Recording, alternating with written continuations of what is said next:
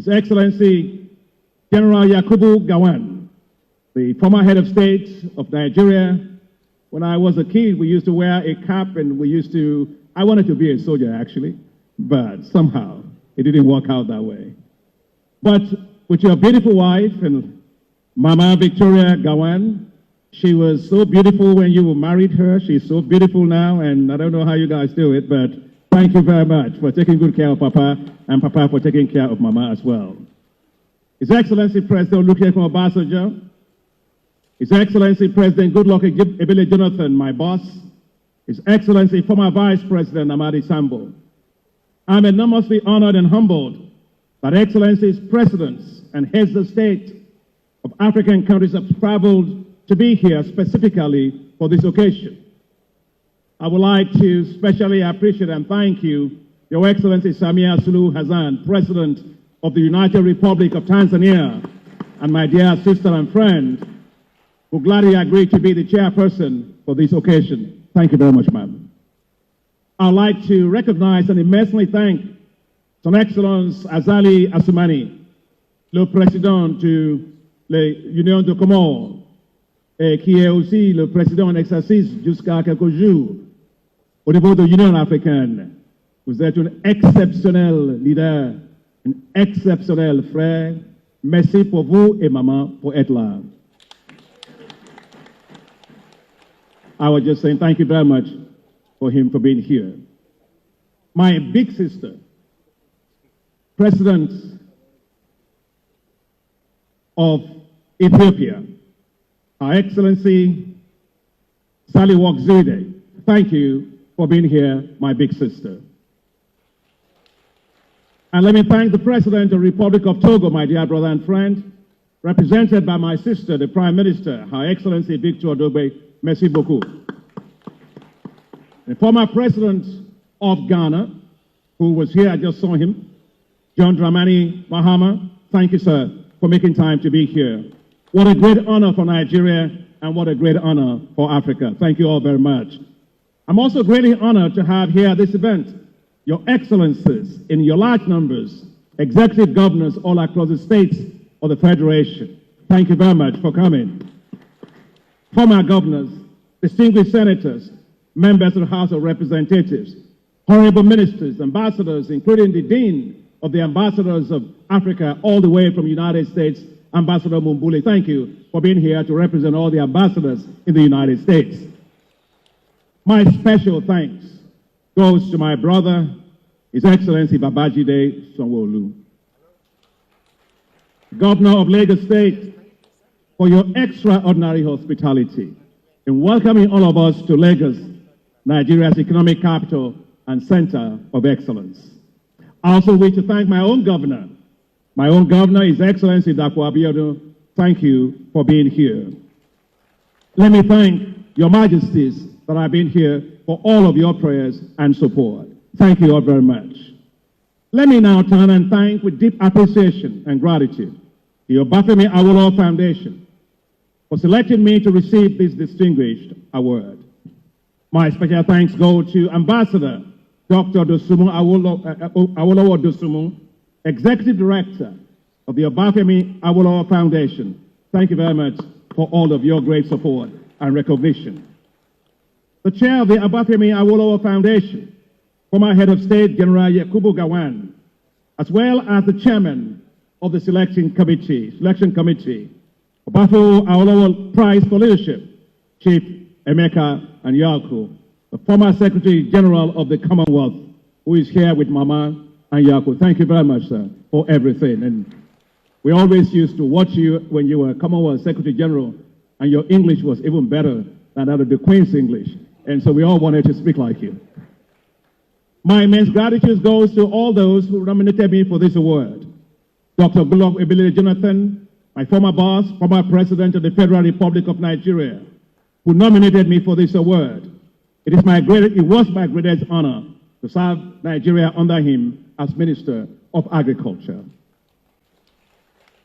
My immense appreciation also goes to several global leaders who supported my nomination, including former Secretary General of the United Nations, Ban Ki-moon, Right Honorable Tony Blair, former Prime Minister of the United Kingdom, Ambassador Kenneth Quinn, the former United States Ambassador to Vietnam, and the President Emeritus of the World Food Prize Foundation in America, Professor Soji Adelaja, Distinguished Professor of Land Policy at Michigan State University, and my own dear brother and friend, Professor Patrick Bakwijian, Chief Executive Officer for the Global Center on Adaptation. The conferment of this award today, on March 6, 2024, coincides with what will have been, or marked, Papa Chief Awolowo's 115th birthday, and 37 years since his passing.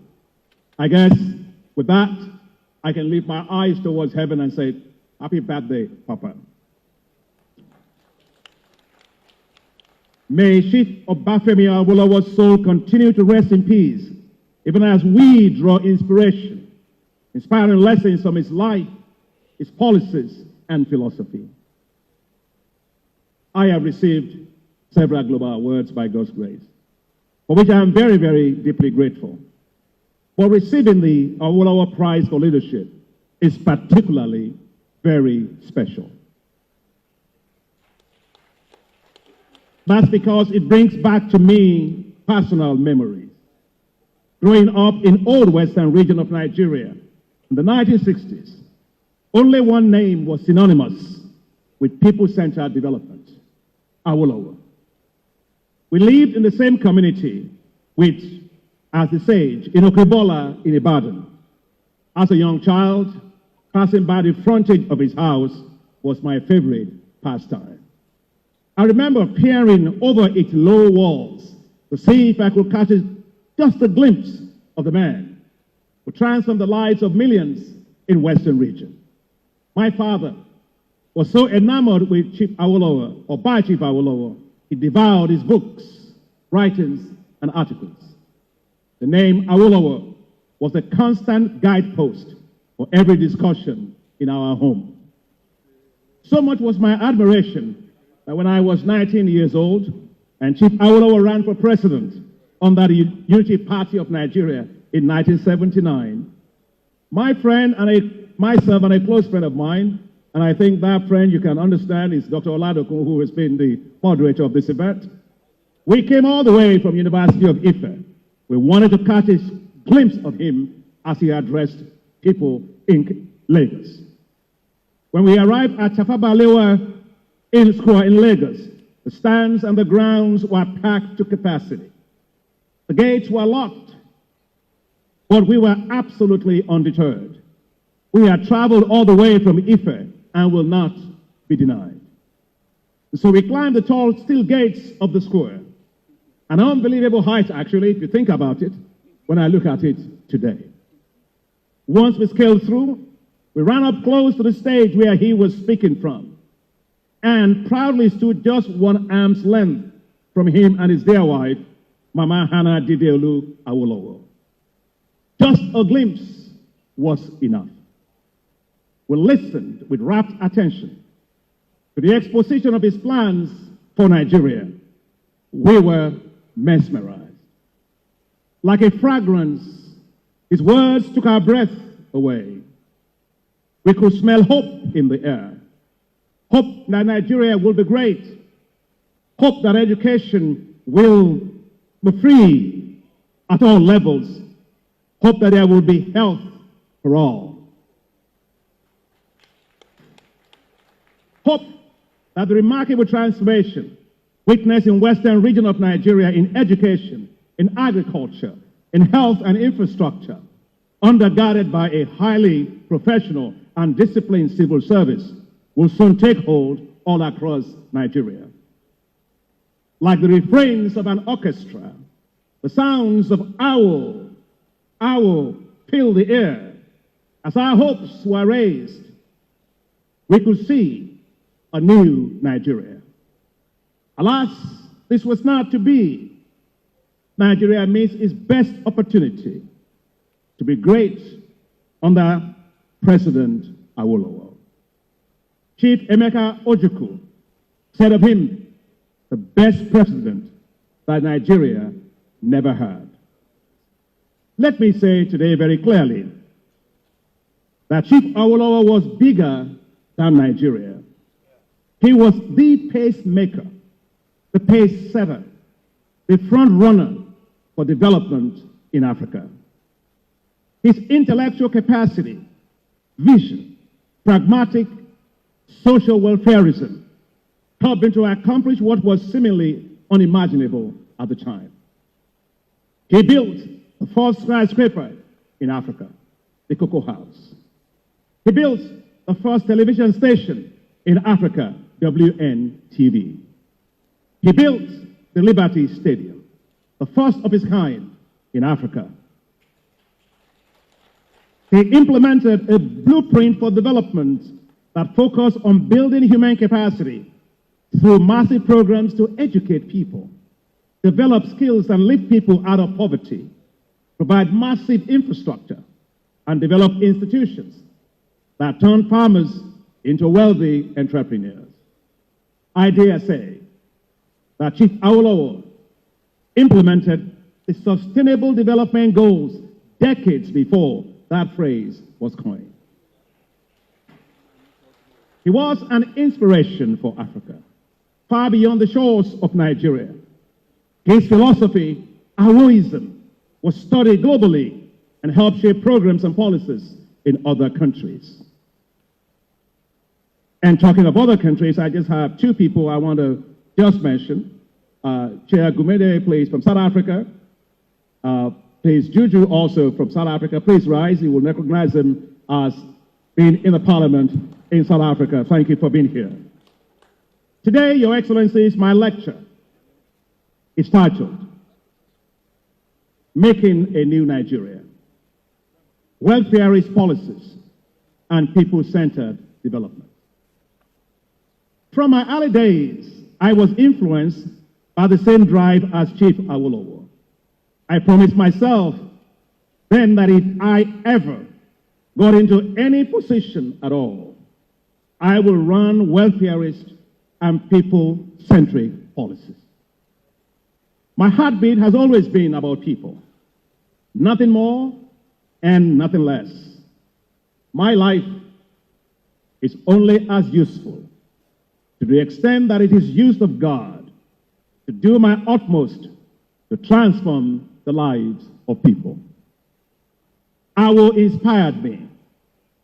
Decades ago, the perfume of building hope dropped off on me. It's a fragrance that still lingers on today. So, as I stand here before you today, to receive the Obafemi Awolowo Prize for Leadership, I am humbled, I am inspired, and I am motivated.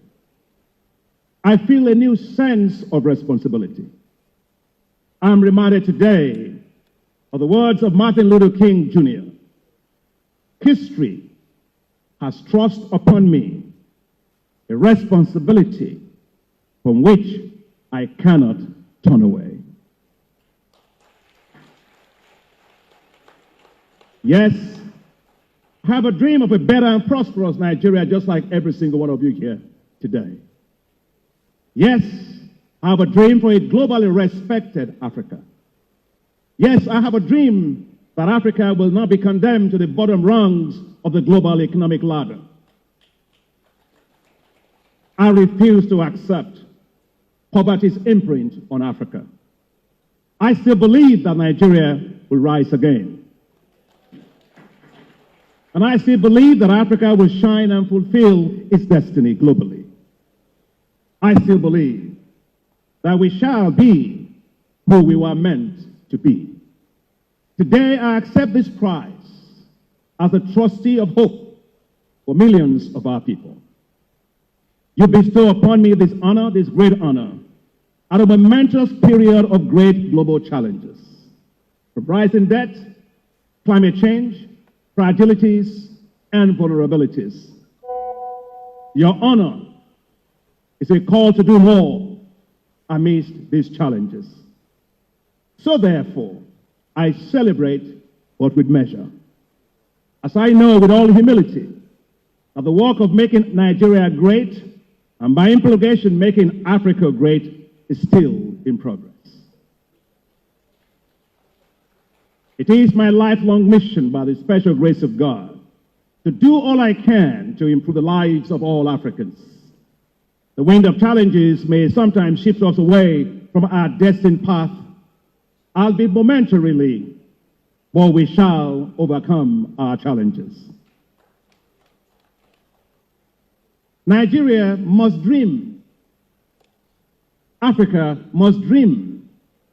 Yes, we may have challenges, so do other people around the world. Yet, all I see tells me that by God's grace, we will get there. We must start by unleashing our potential, our full potential. While managing our challenges, we must make poverty history in Nigeria. And we must make poverty history in Africa. We will not be known as the Museum of Poverty in the world. We must deliver a better Nigeria and a better Africa for this generation and for generations to come.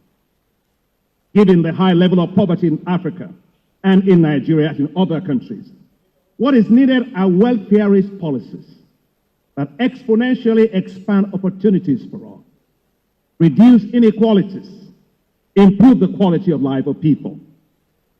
These must be anchored on public-centric policies and private sector wealth creation for all. I would like to focus on 5 areas. First, rural economic transformation and food security. Second, healthcare security for all. Third, education for all. Fourth, access to affordable housing for all. And fifth, government accountability and fiscal decentralization for a true federalism.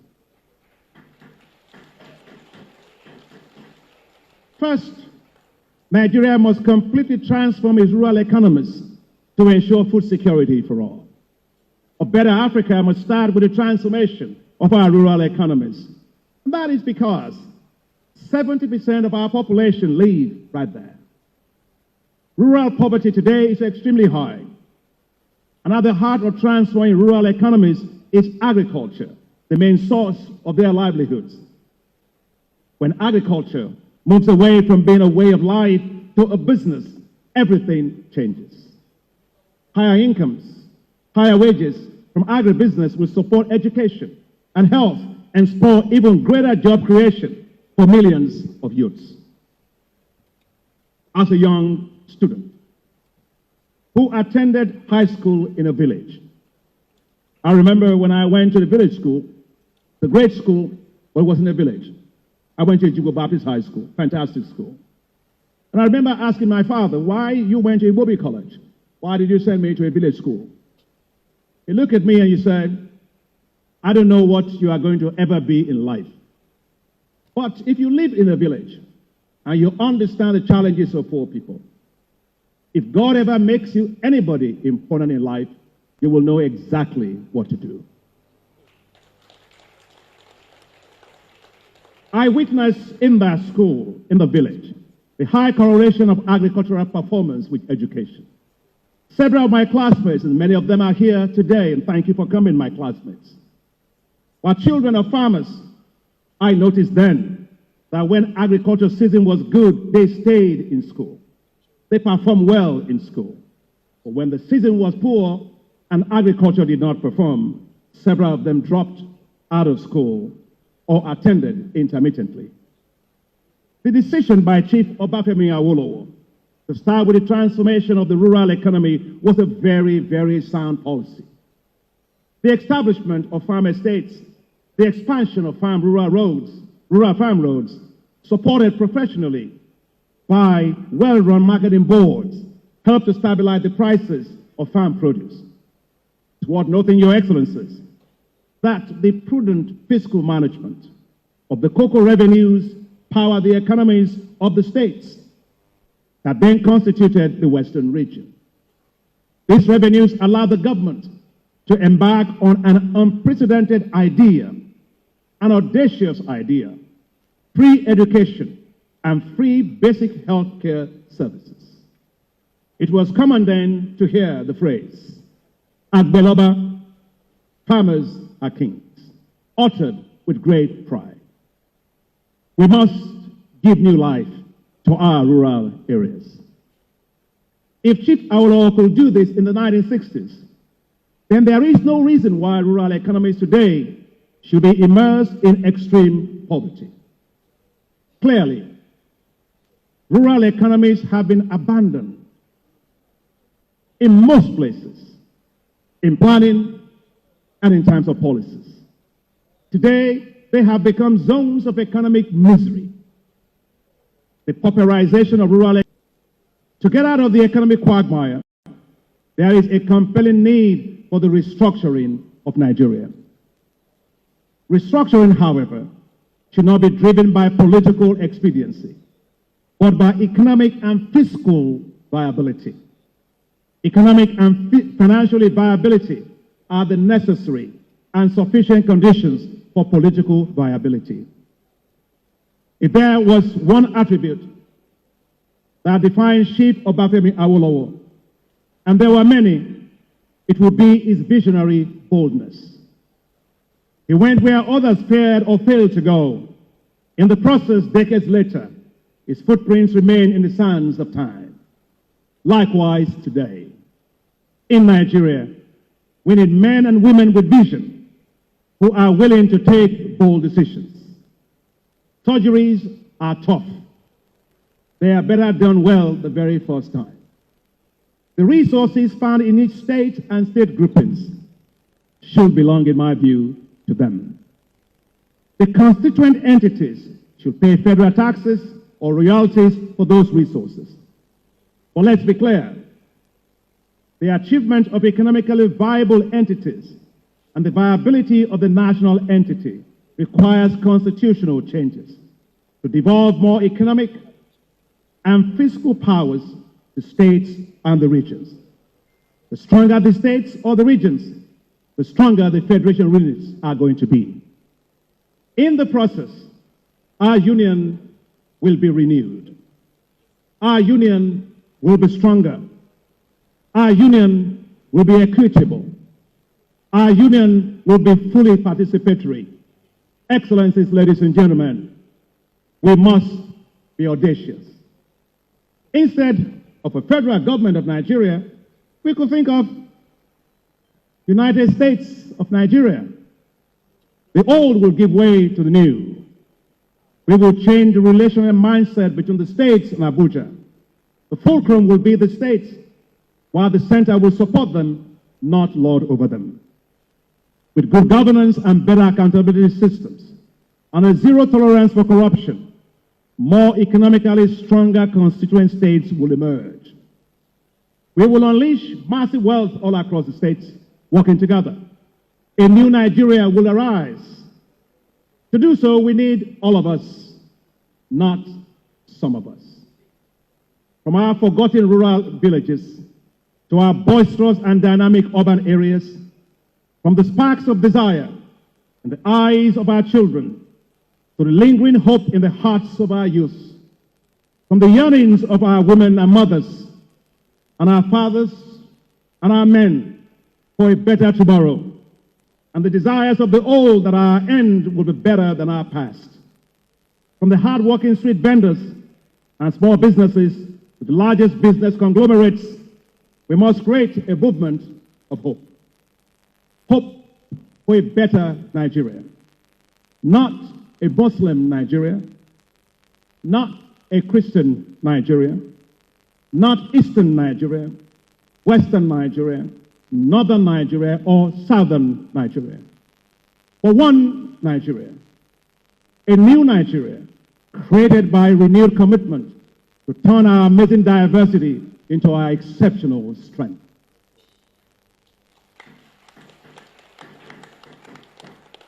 A new Nigeria powered by torrents of hope, trust, equity, fairness, and wealth at every level, in every state, by all and for all.